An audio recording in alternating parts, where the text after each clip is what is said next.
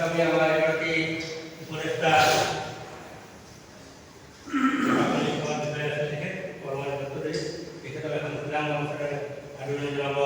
আমার উপসভাপতি শ্রী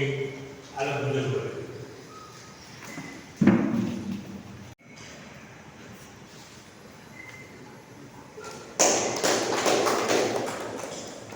এবার আমার রাজনৈতিক প্রশাসন রাষ্ট্র মুখ্য সচিব তথা আমার অটকটক বলাইব যে পশুপক্ষী বার্তার প্রথমখন আৰম্ভণি দিয়ে তেখেতসকলে আমি দিগদৰ্শনতে কৰিছিলোঁ তেখেত আমাৰ মন্ত্ৰ সন্তুষ্ট হৈ আছে তেখেতখন ইছলাম ৰাজনীতি আমাৰ দ্বিতীয় সম্পাদক ডক্টৰ মনোৰঞ্জন চৌধুৰী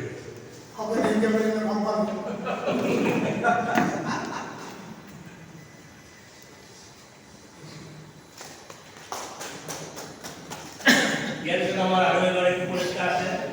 তেখেত তেখেতে আমাক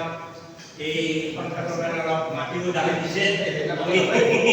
আমি তেখেতৰ উপদেষ্টা হিচাপে ৰাখিছোঁ তেখেতে এখন খোলা মঞ্চৰে সম্ভাষণ জনাব আমাৰ এগৰাকী উপসভাপতি ৰাষ্ট্ৰপতি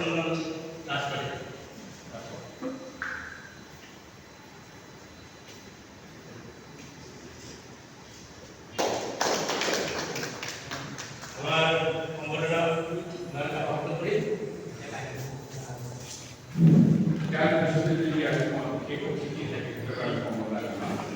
ইয়াৰ পিছত অনুষ্ঠানটো আছে আজি এই অনুষ্ঠানৰ অতি ভৰ্তি পৰ্যায়ৰ কাৰণে আজি আমাৰ এই অনুষ্ঠানৰ মধ্যমণি আমাৰ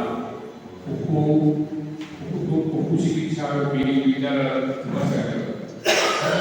মাননীয় ডক্টৰ নিৰঞ্জন কলিতাক মই মন্ত্ৰী পূজাৰ পৰা অনুৰোধ জনালোঁ আৰু তেখেতৰ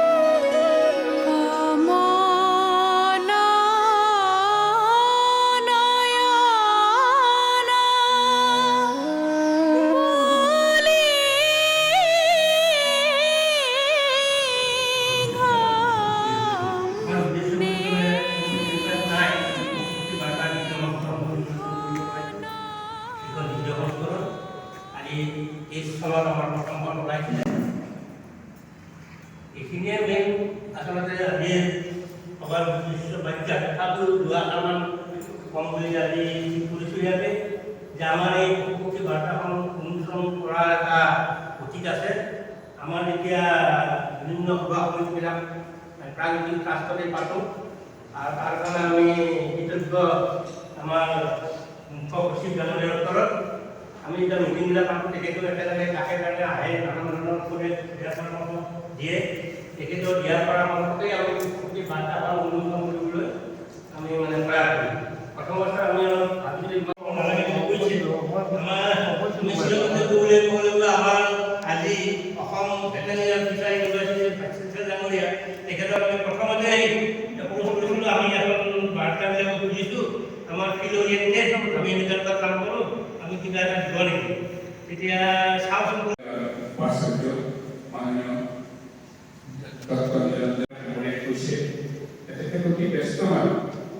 কিন্তু ইমান বিশ্বৰ ব্যস্ততাৰ মাজতো আমিও আমাৰ কৰ্ম অৱস্থাত বহুত মানুহ লগ পাইছোঁ, বহুত ব্যক্তিক লগ পাইছোঁ, কিন্তু তেখেত এজন সাধাৰণ ব্যক্তি মোৰ ফোনটো পোৱাৰ লগে লগে তেওঁ ফোন কৰে, মই এইটো তেখেত বিশেষ হৈছোঁ, তেখেত অহাৰ কাৰণে আমি ইমান উৎসাহিত হৈছোঁ, ভিতৰত মই পক্ষাই বনাব নালাগে। ইয়াৰ পিছতে আছে আমাৰ সদায় লাগে তেখেতে অৱসৰ পাইছে, মই অৱসৰ পাবলৈ নাপাওঁ, তেখেতে এটা নতুন জীৱন লাভ কৰিছে। তেখেত হ'ল আমাৰ ভাৰতীয় প্ৰশাসনিক বিষয়া, অৱসৰপ্ৰাপ্ত পৰমেশ্বৰদত্ত। তেখেত বহুত গুণে বিভূষিত, কিন্তু আমাৰ লগত তেখেতে দুই ভাই আমিয়ে খুব ধন্য মানিছোঁ। তেখেতে কেতিয়াও আমাক না বুলি কোৱা নাই, বৰঞ্চ আমাক ৰাস্তাতে দেখুৱাই থাকে কেনেকৈ যাব লাগে, কেনেকৈ সেইকাৰণে তেখেতক মই কৃতজ্ঞতা লাভ কৰিছোঁ। আৰু মোৰ ইফালে মই খগেন চুতীয়া আমাৰ এই প্ৰকাশন প্ৰাকৃতিক প্ৰকাশন ট্ৰাষ্টৰ সচিব, তেখেতে সকলো তেখেতে মই কিভাৱে কম, মই তেখেতক খগেন দাবীটো কওঁ, কিন্তু মই নোৱাৰোঁ, তেওঁ যিখিনি কাম কৰে অভিজ্ঞ হৈ গৈছে। আৰু অলপ আগতে আপোনালোকক ক'লে পৰৱৰ্তী তেখেত নহ'লে আমি এনেকৈ ইয়াতে পঢ়া এইখিনি ঠাই নাপাওঁ, কেতিয়াও তেখেতেই দিলে, সেইকাৰণে মই অভিজ্ঞ। তাৰপিছতে আৰু এজন ব্যক্তি আছে, আমাৰ ব্যক্তি ডম্বৰু ধৰণৰ মোক খুব স্পিৰিটেড মানে ভাল লাগে, তেওঁ যিটো কৰে সেইকাৰণে তেখেত আমাৰ আছে জড়িত হৈছে। তেখেতে দেখিছে কি সুন্দৰ চলাই, এনেকুৱা মানুহে লাগে আমাক, এইখিনি কৰোঁ। তাৰপিছতে ইয়াৰ বিশিষ্ট গণ্যমান্য ব্যক্তিৰ উপৰিও মোৰ সন্মুখত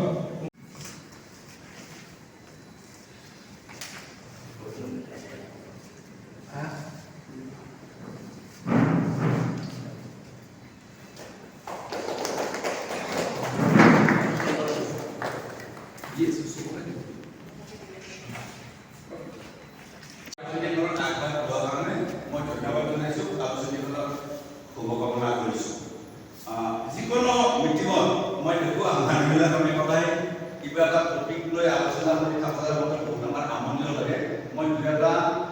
হাঁহি উঠা কথা কৈ পেলাই মিটিংখন চেছ কৰোঁ। আজিও মই তেনেকুৱা এটা কথা কওঁ, কিন্তু হয়তো আমাৰ আধুনিকতা বা কেইজনমানে সেই বস্তুটো শুনিবও পাৰে, কিন্তু বহুখিনি এইটো শুনা নাই। আমি এতিয়া বয়সৰ প্ৰায় ইয়াত যিখিনি মানুহ আছোঁ 50ৰ প্ৰায় ওপৰতো নহয়, হয়তো বেছিয়ে হ'ব। আমি সদায় এটা বস্তু মানুহৰ ভাবি থাকোঁ, সুখটো এটা এনেকুৱা বস্তু কিনিব নাপায়, কথা বেচিবও নাপায়, কোনোবাই দিলে তাক জমা কৰি ৰাখিব নোৱাৰে, সি মাত্ৰ এটা মানুহৰ মনৰ অনুভূতি। মই প্ৰায় আজিৰ পৰা 25 বছৰমান আগতে আমাৰ প্ৰফেশ্যনেল ৰিকুৱাৰমেণ্ট হিচাপে মাদ্ৰাজত তিনিবাৰ গৈছিলোঁ এখন অনুষ্ঠানত ট্ৰেইনিং ল'বৰ কাৰণে। আৰু সেই কোৰ্চবিলাক আমি 21 দিন থাকিব লাগে আৰু 3টা ট্ৰেইনিং লাগে। মাদ্ৰাজৰ পৰা কিছু দূৰত নমকল বুলি এখন ঠাই আছে। তেতিয়া কিন্তু আমি ট্ৰেইনত কোনদিনা ইয়াত উঠিছোঁ আৰু কোনদিনা গম পাই পাহৰি যাওঁ, কাৰণ 3 দিন আৰু 3 ৰাতি ট্ৰেইনতে থাকিব লাগে। গুৱাহাটীত আমি কামৰূপ এক্সপ্ৰেছ 59 আপ মিটাৰ বাছ বঙাইগাঁও, বঙাইগাঁৱৰ পৰা কামৰূপ এক্সপ্ৰেছ 59 আকৌ আপ আউৰালৈ, তাৰপিছত 141 কৰমণ্ডল এক্সপ্ৰেছ মাদ্ৰাজলৈ, তাৰপিছত 7 বাংলাদেশৰ নমকললৈ। আমি সোমবাৰে উঠিলে বৃহস্পতিবাৰে ৰাতিপুৱাতে ঠাইখিনি পাওঁ। তেনেকৈ আমি বুধবাৰ গ'লোঁ। তাত গৈ মোহন মূৰ্তি বুলি এজন পশু চিকিৎসকক পাইছিলোঁ, আমাক যথেষ্ট চিন অৱশ্যে আজি তেখেত নাই। 21 দিন থকাৰ পিছত দেখিলোঁ মানুহজন বিৰাট সুখী, কোনোদিনে যোগ ভাগ তেনেকুৱা কোনো ভাৱ নাই, এই সেৱাৰ এটি সাধাৰণ ড্ৰেছ এযোৰা পিন্ধে, তাৰ ছোৱালী ঘৈণীয়েক ঘৰতে থাকে, প্ৰফেচাৰ। মই 21 দিনৰ দিনা তাক সুধিলোঁ, মূৰ্তি the reason behind you are so much happy, সি মোক আৰু পৰা সুধিলে। মই ক'লোঁ, তই যে ইমান ইংৰাজীতে কৈছোঁ, তই যে ইমান সুখী, তাৰ ভিতৰৰ ৰহস্যটো কি? সি ক'লে, নিশ্চয় I will not tell you, come in a second time. নমকল এখন এনেকুৱা ঠাই, তাত মানে সাধাৰণতে ইমান কষ্ট কৰি মানুহে ট্ৰেইনিং ল'ব নাযায়। কিয় ভাবিছে ইহঁতবিলাক আৰু আহিলে মই এটা তাক বহুতা দি থৈ দিছোঁ। দ্বিতীয়বাৰ ক'লোঁ, 21 দিন পাৰ হ'ল, সি তথাপি নহয়, হোৱাই হেপী। সি ক'লে আৰু এবাৰ আহিলে কওঁ। তৃতীয়বাৰ ক'লোঁ, যাই ট্ৰেইনিংটো চেঞ্জ হৈ গ'ল 21 দিনত, আৰু লাষ্টৰ দিনা চবেই যিবিলাকে এনেকুৱাকে দূৰলৈ যায় কি কৰিব, আহিবৰ সময়ত তাত খাই টকাটো আনি ঘৰত মানে আহিব লাগে আৰু মানে ধৈৰ্য নাই কিন্তু নকয় তাৰ চিক্ৰেচিটো মই তাক এঠাইত হোষ্টেলৰ ওচৰত লৈ গ'লোঁ এবাৰ পকাৰ চকীত বহাই লৈ গ'লোঁ তেতিয়া মন্ত্ৰী কি কয় কচোন কি বহুত দেৰি চুচাল আছে তাৰপিছত বোলে 100 ডিভাইডেড বাই 3 মই তাৰ ওপৰৰ পৰা তললৈ চালোঁ মই সুধিছোঁ why you are so because এটা কি কিয় অনলি টাইম কোনো ভুল নাই আৰু সি মোক কয় কি 100 মই 3 ৰে হৰণ কৰোঁ মই তেতিয়া ভাবিলোঁ মোৰে কিবা ভুল হ'ল নেকি তাৰ আহিবৰ সময়ত দৌৰালে মোক কোনে আকৌ why you are so happy সি ক'লে 100 ডিভাইডেড বাই 3 মই তেতিয়া ভাবিলোঁ ইয়াৰ কথাটো সঁচা কি হ'ল যে 100 divided by 3 is equal to 333.33 অৰ্থাৎ আমি যদি 100 3ৰে ভাগ কৰোঁ 133 দশমিক 33 পৰে মই প্ৰথম ভাগটো সদায় ইগনোৰ কৰোঁ ইগনোৰ মানে তাক সুধিলোঁ চাপ'জ মই আজি ডিচি হ'বৰ কাৰণে ইণ্টাৰভিউ দিছিলোঁ ডাইৰেক্টৰ হ'বৰ কাৰণে দিছিলোঁ এটা লটাৰী টিকট কাটিলোঁ 1 নম্বৰৰ কাৰণে 10 কোটি নাপালোঁ মই ফিল নকৰোঁ মই ইগনোৰ কৰিলোঁ মই ভাবোঁ যে নাই it is not in my life গতিকে মই ইগনোৰ কৰিলোঁ এটা পাৰ্চেণ্টেজ চুগাৰ আৰু বিপি বাঢ়াৰ কোনো স্কোপ নাই গুচাই দিলোঁ নেক্সট 33.33 মই এডজাষ্ট কৰোঁ এক্সাম্পল সি ব্ৰাহ্মণ ল'ৰা বাহিৰত আপোনাৰ খাই কৈছে মইতো ব্ৰাহ্মণ ল'ৰা কৈ নাখাওঁ তথাপি মই যেতিয়া বাহিৰত যাওঁ ট্ৰেইনত যাওঁ মই উঠি পেলাই সেইটোৱে খাই দিওঁ আৰু যদি ৰিজাৰ্ভেশ্যন মই নাপাওঁ মই কাপোৰ এখন মুঠিয়াত পাৰি তাত মই শুই যাওঁ অৰ্থাৎ মই এডজাষ্ট কৰি দিওঁ গতিকে 66.66 মই ফুডটো ডিজাইন কৰি লৈছোঁ মই মনত কোনোবাৰে কিনাও নাই দিয়াও নাই বেচাও নাই মই বোলো ৰেষ্ট বোলে ৰেষ্টটো মই এনেকুৱা কৰোঁ সিহঁতৰ ওচৰত এটা মন্দিৰ আছে লৰ্ড আঞ্জনেয় হনুমান মন্দিৰ যিবিলাক কৈছে দেখিব এই মন্দিৰটোৰ ইকুৱেলিটিটোৰ ওপৰত চালখন নাই প্ৰকাণ্ড ষ্টেচু এটা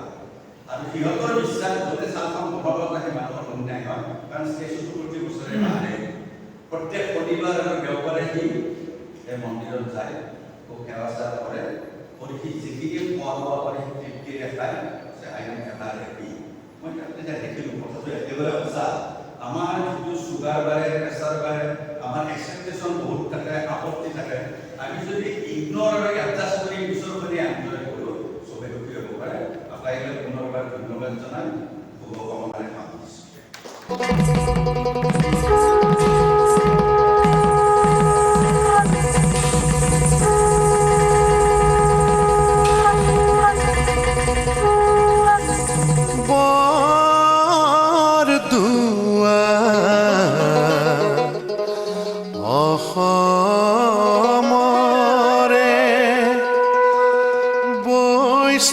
বৈষ্ণৱৰে